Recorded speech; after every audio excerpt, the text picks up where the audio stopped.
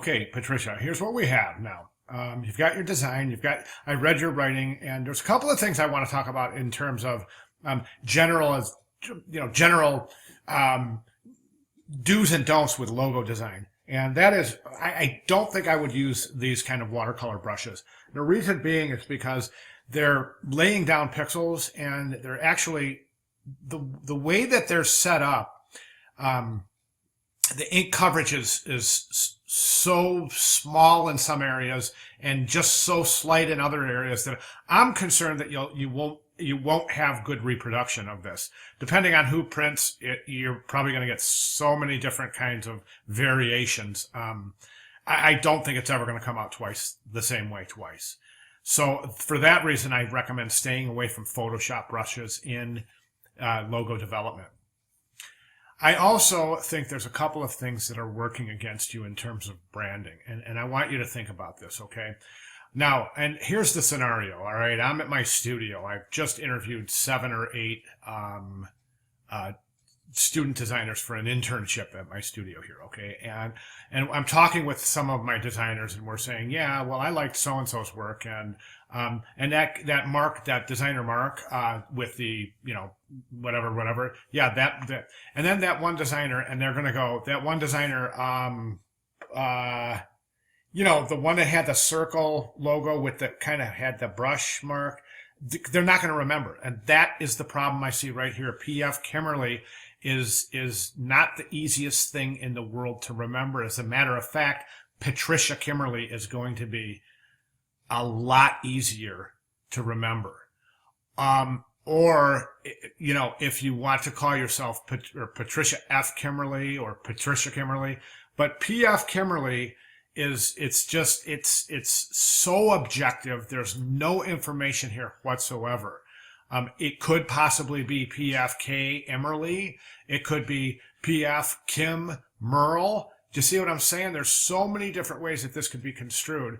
And that's not what you want in branding. You want your branding to be bam, understandable from the second it is looked at. Okay? So, couple of things that you can do to circumvent this if you really want to go with this mark here, this type of mark. Well, I don't recommend using a background on a logo, because I think it takes the versatility out of it. So I'm all for something like this. However, if this is going to be your mark, like I said, some people are going to read it as P.F. Kimmerly. Some people are going to read it as P.F. Kim Merle. There's just too many ways to construe it. So at the very least, what I would do is I would just present those two letters in a lighter typeface, lighter stroke. If there's a lighter version of this typeface that you've used, by all means, think about it. Otherwise, at the very least, add a little kerning between P.F. and Kimmerly if you choose not to use Patricia. Okay, so there's no question that it's P.F. Kimmerly, and that will work. All right. Now,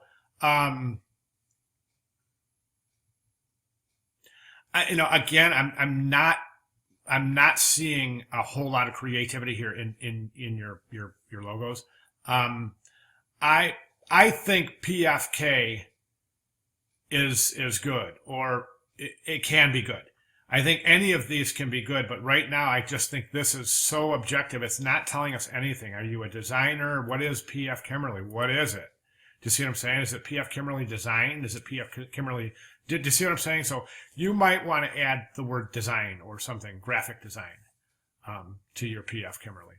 I think that would round out your branding. But so, you know what my recommendation is from the get. I always recommend students, while developing logos and branding structures, to use a monogram, whether it's PK, PFK. In a perfect world, I'd like to see you design PK monogram and then put your name next to it, Patricia F. Kimmerly or Patricia Kimmerly. Did you see what I'm saying? And that is going to be your most versatile approach. Right now, it may not seem like it's the most creative approach, but hey, once you get your branding down and understand the process and the formatting and what to do, then you can start thinking about changing your logo. But for now, I would recommend just a straight monogram in conjunction with your name. Okay. So, listen, did you do anything wrong here? Absolutely not. You've done exactly what you were asked to do. You'll get full credit. But I just want you to think about it in terms of branding and some of the other things I've mentioned. Okay. Patricia, if you have any questions whatsoever, please do not hesitate to contact me. Okay. Thank you very much.